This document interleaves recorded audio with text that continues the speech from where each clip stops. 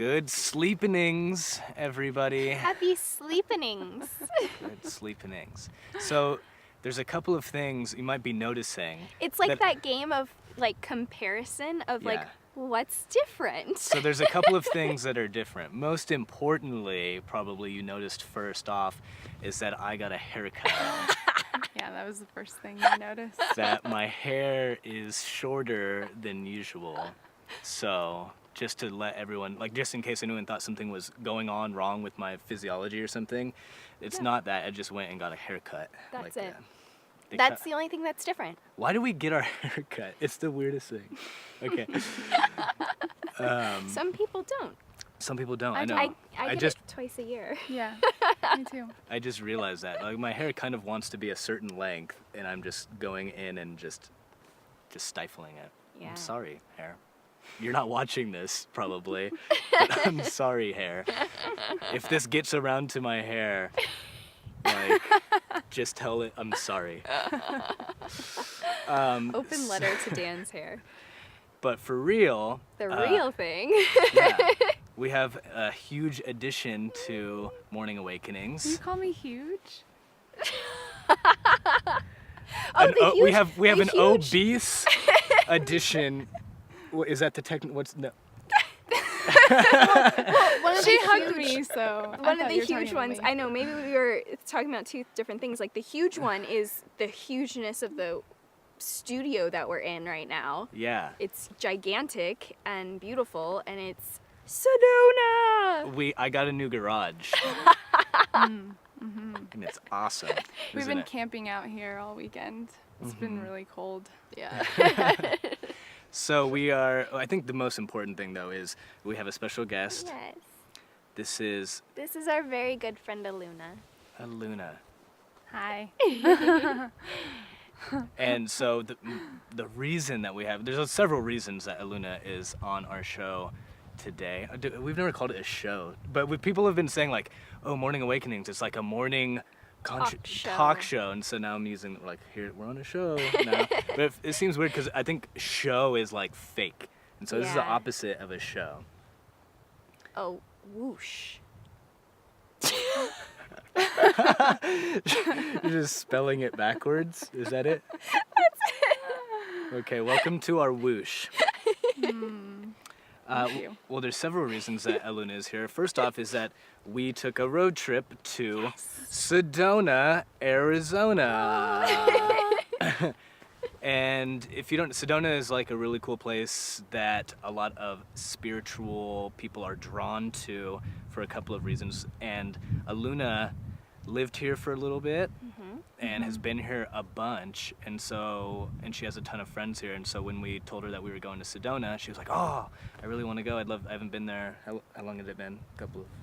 Yeah, I mean, it's been like 6 months, but I used to live here like 4 years ago. So she said that she would love to join us, Yeah.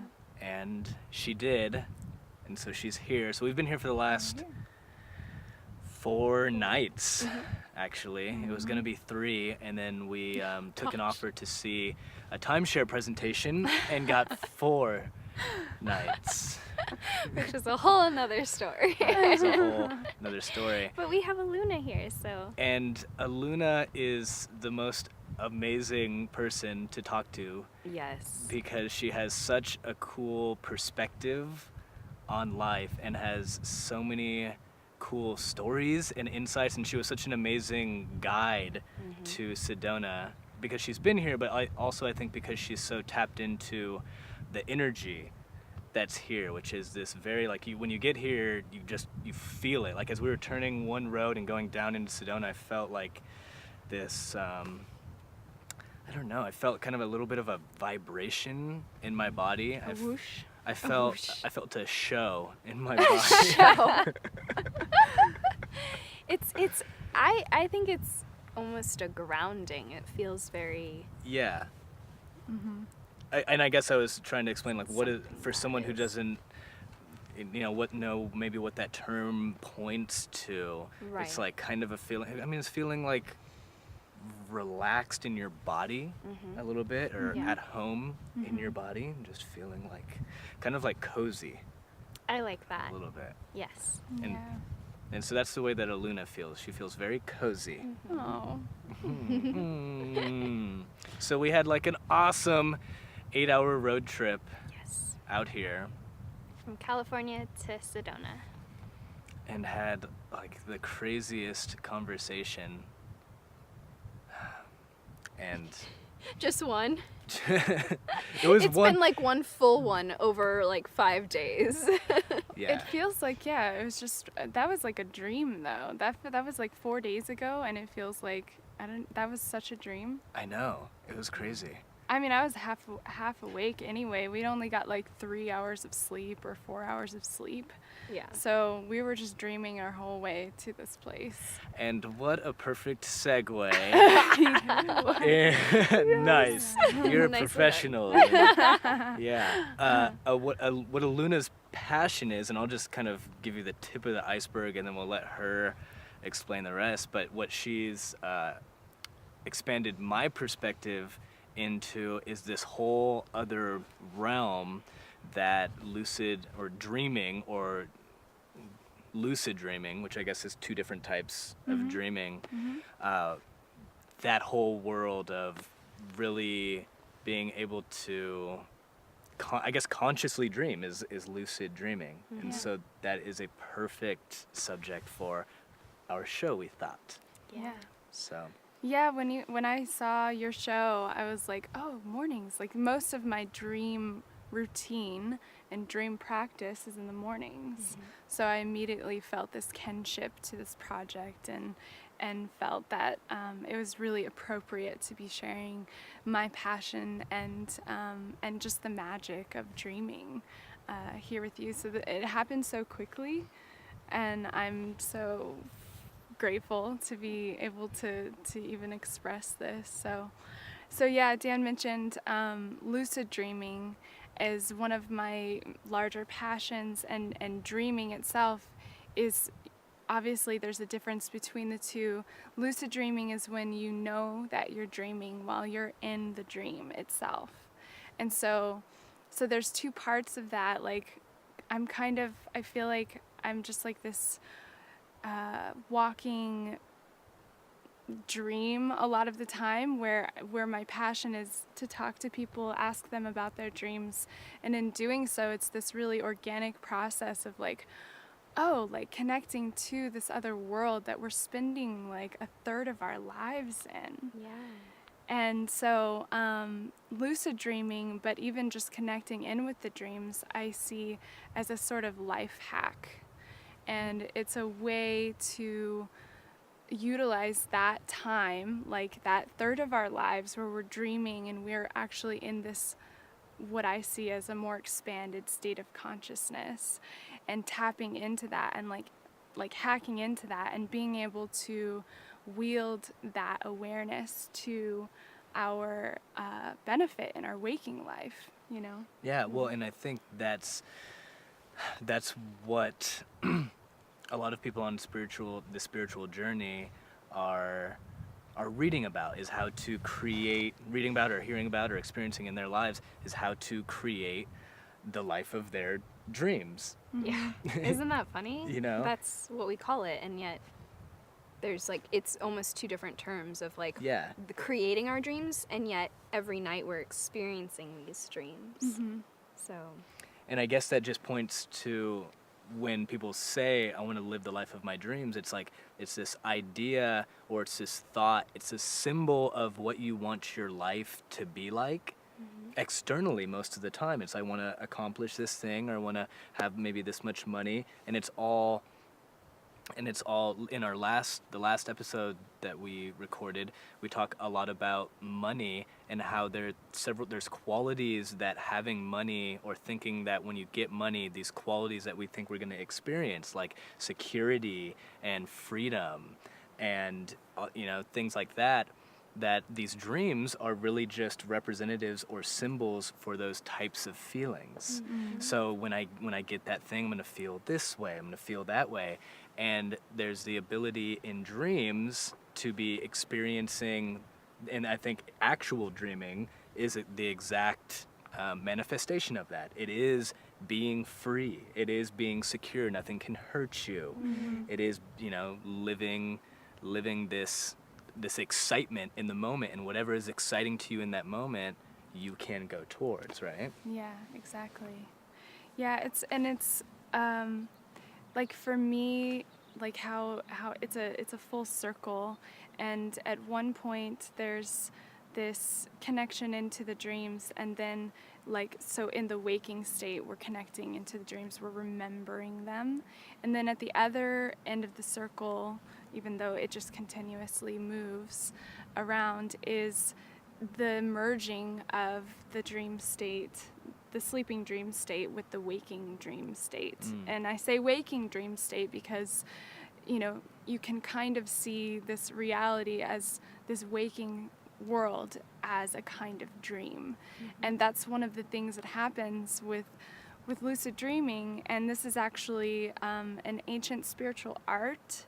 The Tibetan dream yogis looked at lucid dreaming, as a vehicle for exploring the nature of consciousness, exploring the nature of reality itself, and a pathway to enlightenment. That's so exciting. And that's so cool. Yeah.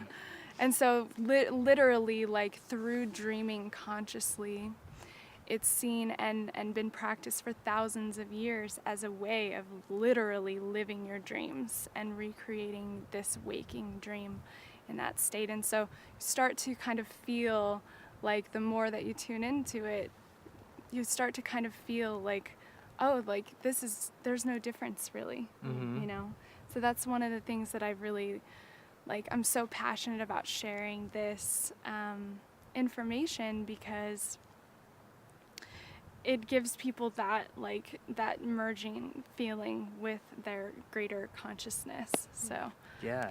And that's what's so exciting to me, I think, about that subject is almost more so than the experience of dreaming, is the concept of relating how dreaming is really closer to what our this reality is than what we believe it to be. Because I think one of the reasons that this reality can feel so real, so solid, so dense, is just because we believe it to be. And so that there's false beliefs, there's these illusions that we're living under that say life is hard, and I can't do the things that I want to do, and I can't fly, I can't do those things that are a lot of, not that that's what this is about, is flying in real life, but things that we believe to be impossible. And everybody has a different set of beliefs of what they think they can and can't do.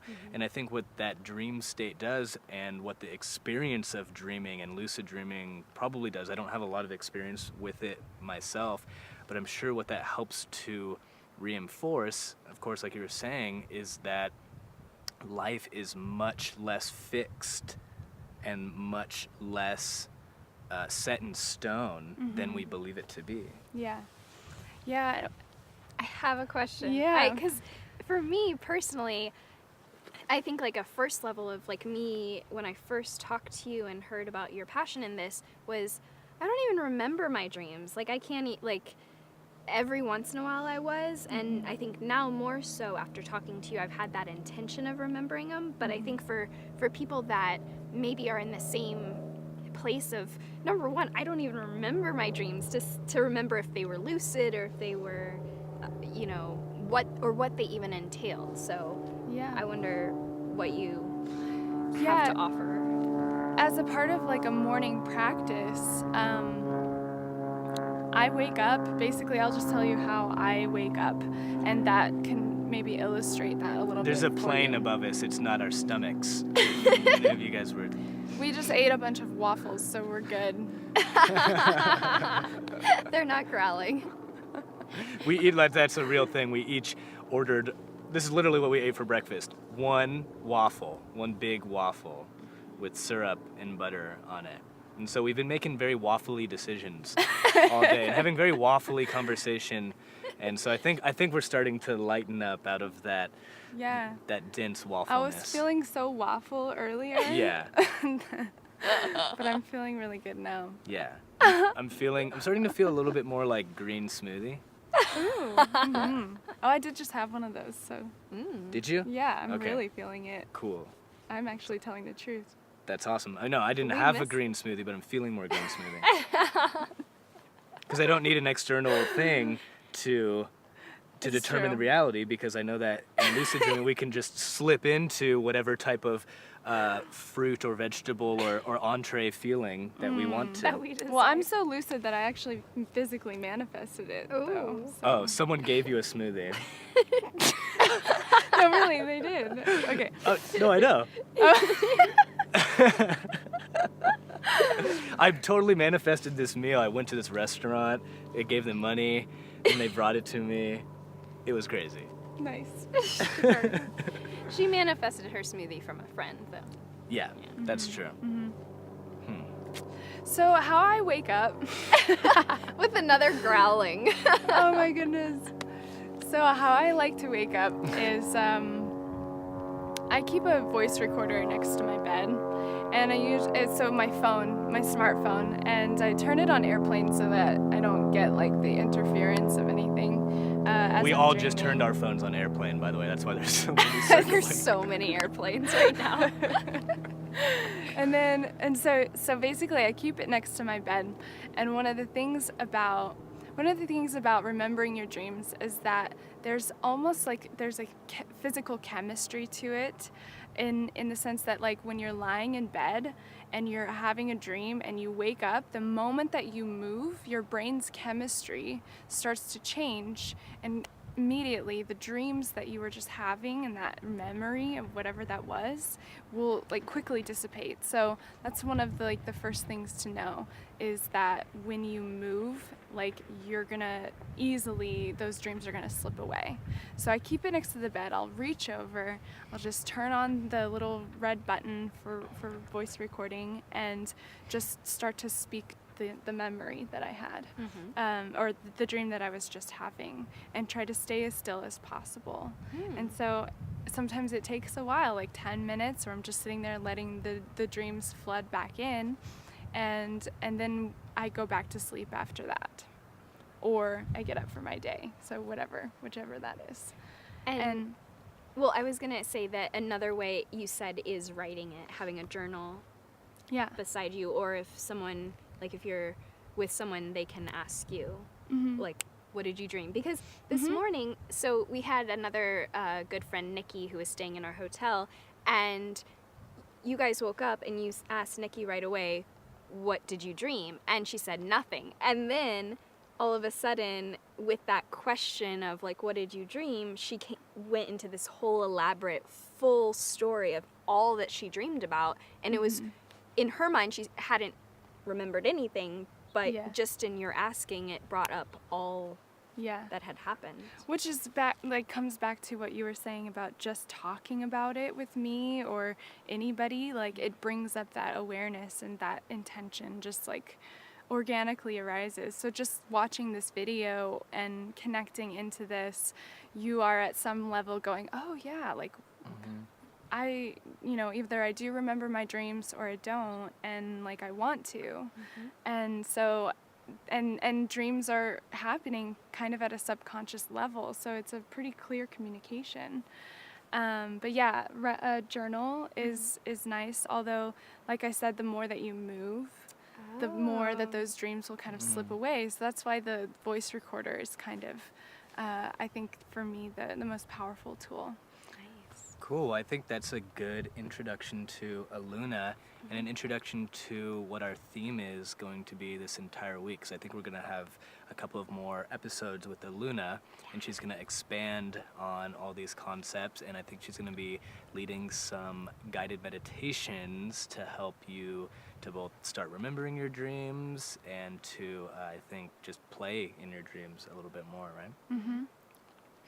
All right, Yeah. cool. Well, we will see you next time on Evening Sleepenings.